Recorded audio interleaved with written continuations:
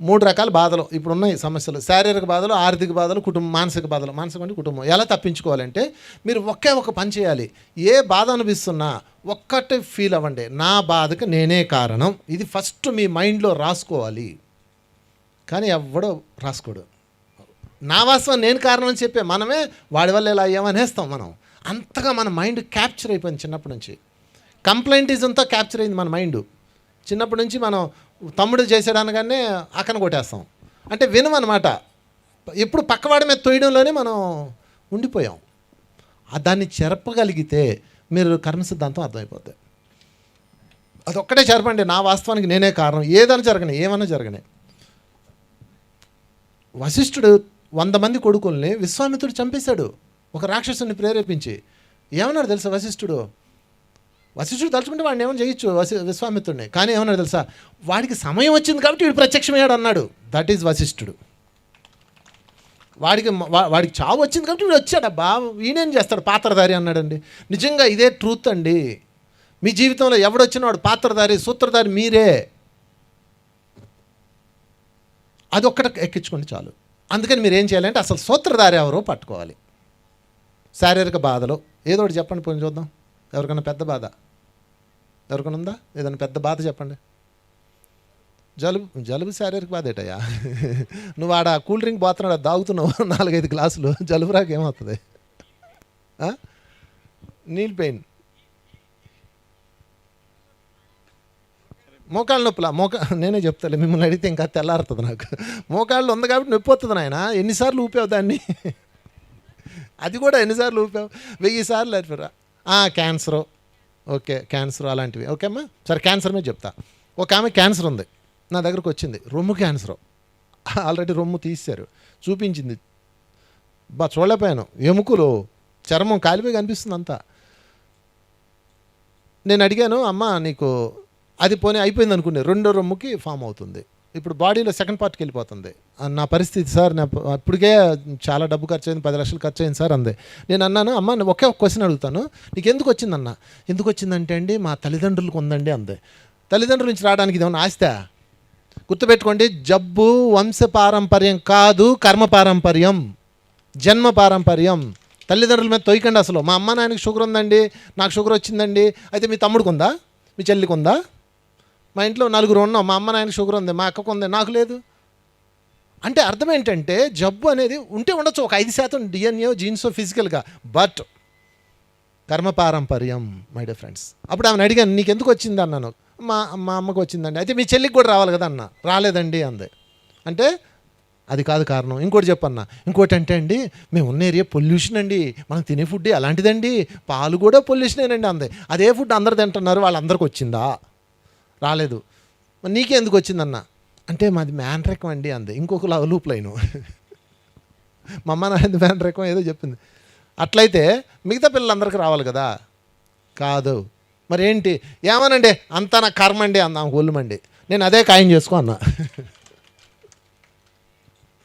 మన తెలిసి మాట రోజుకు ఒకడని అంటాడు. ఆఖరికి నాస్తికుడు కూడా అంటాడు ఈ మాట, కర్మరా బాబు అంటాడు. అయితే దానిని మీరు పట్టుకోవాలి, నోరు కాదు హృదయంతో అడగాలి. అప్పుడు ఆమెకి ఏం చెప్పానంటే, అమ్మ కర్మ అంటున్నావు కదా, అయితే అదేంటి అన్న. ఏమోనండి మీరే చూసి చెప్పండి అంది. మళ్ళీ ఇదొక బేరం. అలా చూసి చెప్పేలాగైతే మేము చప్పరంగా బోర్డు పెట్టుకుంటాం, పిచ్చ కలెక్షన్ ఉంటుంది. అయ్యేం కుదరవు, ఎవరిదో ఆడే చూడాలి. ఎందుకంటే సమాచార హక్కు అన్నది మానవుడికి ఎలాగైతే ఇక్కడ ఉన్నదో, విశ్వంలో కూడా సమాచార హక్కు ప్రతి ఒక్కడికి రైట్ రాయల్. కాకపోతే మీరు వినాలి. అడుగుతున్నారు, దేవుడా ఏం చేశాను దేవుడా అంటున్నారు. ఎక్కడ వింటున్నారు? మీకు ఫోన్ చేసి చెప్తే వింటారా? ఫోన్ చేశాడు పైనుంచి ఎవడో ఫోన్ చేసి, అమ్మాయి నీకు క్యాన్సర్ వచ్చింది కదా, నువ్వు పలానా కర్మ చేసి అంటే, ఎవడరా బాడుకో రాంగ్ నెంబర్ అంటారు. ఫోన్ ఇంటికి వచ్చి చెప్తే ఊరుకుంటారా? చావు కొడతారు. అంటే మనము విశ్వసించాం. దానికి ఏకైక దారి ఉన్నది. ఏంటంటే మనోనేత్రంతో చూడాలి. మనోనేత్రంతో చూడాలంటే బాగా ధ్యాన సాధన చేయాలి, దాంతో తెలుస్తుంది. ఇంకా సింపుల్ మార్గం నేను ఇంకా చెప్తా. ధ్యానం చేస్తున్న వాళ్ళకి, ఇంకా అనుభవాలు రాని వాళ్ళకి కూడా ఈ మార్గం ఉంది. పడుకునే ముందు ధ్యానం చేయండి. మధ్యరాత్రిలో మెలకు వస్తుంది, లేచి కూర్చోండి, 10 నిమిషాలు ధ్యానం చేయండి. ధ్యానం చేసి నేను ఈ క్యాన్సర్ అనుభవిస్తున్నానంటే ఎవరికి చేశాను? మాస్టర్స్, మీ ఇష్టం ఎవరినన్నా అడగండి, విశ్వాత్మ, బాబా, మీ ఇష్టం ఏ పేరని పిలవండి. బట్ నేను ఎవరికి చేశానని అడుగు. మళ్ళీ ధ్యానం చేయి, నిద్రపో, అంతే. 11 డేస్ చేయండి, మీకు ఇదే ఆన్సర్. ఇదే అందరికి, ఇదే అన్నిటికీ ఇదే ఆన్సర్. పడుకునే ముందు ధ్యానం చేయండి, మధ్యరాత్రిలో మెలకు రావాలని కోరుకోండి, మెలకు వస్తుంది, లేచి కూర్చోండి, 10 నిమిషాలు ధ్యానం చేయండి, ఎక్కువసేపు కూడా వద్దు. క్వశ్చన్ అడగండి, ఎందుకు వచ్చింది ఇది, టెలిపతిగా మరి పైకి వెళ్ళిపోతుంది, మరలా ధ్యానం చేస్తూ నిద్రపోండి, అప్పుడు అటు నుంచి ఆన్సర్ వస్తుంది. అప్పుడు నిద్రపోతారు కాబట్టి ఆ నిద్రలో మీకు డీప్ స్లీప్లో మీ కాన్షియస్ అన్కాన్షియస్ స్టేజ్లోకి వెళ్ళి జాగృతావస్థ నుంచి స్వప్నావస్థ నుంచి సుషుప్తి అవస్థలోకి వెళ్ళినప్పుడు మీకు చక్కగా కళ కనిపిస్తుంది. నాది పూచి కొన్ని వేల మందికి నేను అది చూపించుకునే మార్గం అందించాను. నేనేం చూపించను, నాకు అలాంటి బేరాలు ఏం లేవు, మీరే చూసుకోవచ్చు, పెద్ద కష్టమేం కాదు ఇది. అయితే అప్పుడు ఆమెకేం కనపడిందంటే, ఆమెకేంటి ప్రాబ్లము, క్యాన్సర్ కన్నా భయంకరమైన బాధ ఏంటంటే అది కాల్చేటప్పుడు వాసన వస్తుంది. ఆ క్యాన్సర్ పేషెంట్లు అడగని చెప్తారు, శరీరాన్ని కాలుస్తారు కదా కరెంట్ పెట్టి, వాసన వస్తుంది, స్కిన్ కాలుతుంటే అది ఎంత నరకం తెలుసా అండి అంది ఆమె. ఓకే, ఆమెకి ఏం కళ వచ్చిందో చెప్తాను మీకు నేను. ఆమెకేం కళ వచ్చిందంటే, 3 చిన్నపిల్లల్ని ఒకడో గదిలో పెట్టి వాళ్ళ మీద కిరోసిన్ పోసి నిప్పు పెట్టి తగలబెడుతున్నాడు. ఒకడు పంచి కట్టుకొని ఫ్యాన్ ఏదో టోపీ పెట్టుకొని ఉన్నాడు, సైనిక అధికారిలా ఉన్నాడు. 3 పిల్లలు కాలిపోతుంటే ఏ వాసన అయితే వచ్చిందో, ఈమెకి క్యాన్సర్ ఫస్ట్ దశలో ఉన్నప్పుడు కాల్చినప్పుడు అదే వాసన ఫీల్ అయింది. ఇంకా ప్రూఫ్ అక్కర్లా. ఇప్పుడు చెప్పండి, అక్కడ కాల్చిన వ్యక్తి ఎవరు? ఆ 3 పిల్లల్ని ఏమినే పక్కోడ మీద చెప్పడం ఎంత ఇష్టమో మనకి. మన కథలు కూడా ఇలాగే ఉంటాయి. ఆమె చెప్పింది, నాకు ఫోన్ చేసి చెప్పింది, సార్ నేను ఆ వాసన ద్వారా గుర్తుపెట్టాను, ఎందుకంటే ఇక్కడ కాల్చేటప్పుడు స్మెల్ వచ్చింది నాకు, అక్కడ వాళ్ళ స్కిన్ కాలిపోతున్నప్పుడు స్మెల్ వచ్చింది కదా, 2 ఈక్వల్ సార్, నేను ట్రూత్ సార్, నేను చూశాను సార్. ఏడ్ చేస్తుంది ఆమె. సరే అమ్మా బాధపడద్దు, గతాన్ని మార్చలేం, ఇప్పుడు ఏం చేయాలి? రియలైజేషన్. దానికి ఒక మార్గం చెప్తా. 3 చోట్ల రియలైజేషన్ ఉండాలి, గుర్తుపెట్టుకోండి.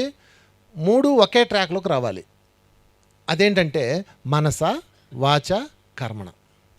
ఇప్పుడు ఏం చేయాలంటే మనసులో ఏ ఫీల్ రావాలి? ఇప్పుడు నొప్పి వస్తుంది, బాధ వస్తుంది కదా, అప్పుడు ఆమె ఏం ఫీల్ రావాలంటే, దేవుడా 3 పిల్లల్ని సజీవంగా దహనమయ్యేటప్పుడు ఎంత ఏడ్చారో కదా, నాది ఇంకా చాలా బెటరు, వాళ్ళు ఎంత బాధపడ్డారో కదా అని మనసులో ఫీల్ రావాలి. Plus into plus is equal plus. ఈ ప్లస్ని ఆ ప్లస్ కలిపితే అప్పుడు జ్ఞానం అనేది ప్లస్ అయిపోతుంది. అప్పుడు తను ఆ ఫీల్ అవుతూ ఉన్నది. అంటే దాన్ని ఈ పెయిన్ మీరు అక్కడ దాంతో కంపేర్ చేసుకోవాలి. చూశారు కదా, విజన్ చూశారు కదా, చూడండి, పెద్ద కష్టం కాదు ఇది. నేను మిమ్మల్ని 10 గంటలు ధ్యానం చేయండి, 80 గంటలు ధ్యానం చేయండి అని కూడా నేను చెప్పట్లా.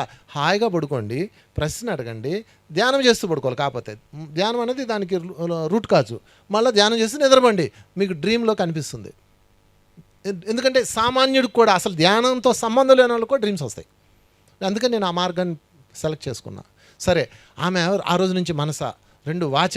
ఎవరో వాళ్ళు వచ్చి అడుగుతారు, అమ్మా ఏమైందమ్మా, క్యాన్సరా ఏమైందమ్మా అడుగుతారు. అప్పుడు ఏం చెప్పాలి? ఈమె ఏందోనండి అనకూడదు, నేను గత జన్మలో 3 చంపానండి, అందువల్ల నాకు ఇది వచ్చిందండి అని నోరు తెరిచి చెప్పాలి. చేసిన పాపం చెబితే పోతుంది, సిగ్గుపడకుండా చెప్పాలి. సిగ్గుపడకండి, చెప్పండి. అప్పుడు మీరు చెప్పడం వల్ల వాడే వేరవుతాడు. అవునా, కాలికి తేలి అవుతుందా అని వాడిని కోడిని కాల్చడం మానేస్తాడు, అది మీకు అకౌంట్లో జాయిన్ అయిపోద్ది. ఓకే. 3 కర్మణ అంటే యాక్టివిటీస్ చేయడం. ఆల్రెడీ అలాంటి బాధలో ఉన్న వాళ్ళకి మీరు సర్వీస్ చేయాలి. శ్రీరామచంద్రుడు సీతాదేవి పోయిన దుఃఖంలో తిరుగుతుంటే ఆంజనేయుడు వచ్చి ఏమని చెప్పాడు తెలుసా మీకు? శ్రీరామచంద్ర ప్రభు కిష్కిందలో, శ్రీరామచంద్ర ప్రభు నీ భార్యపై దుఃఖపడుతున్నావు కదా, నీ దగ్గర బలం ఉంది, భార్యపై దుఃఖపడుతున్న వాడికి సహాయం చేయి, నీ భార్య నీకు దొరుకుతుందని చెప్తాడు ఆంజనేయుడు.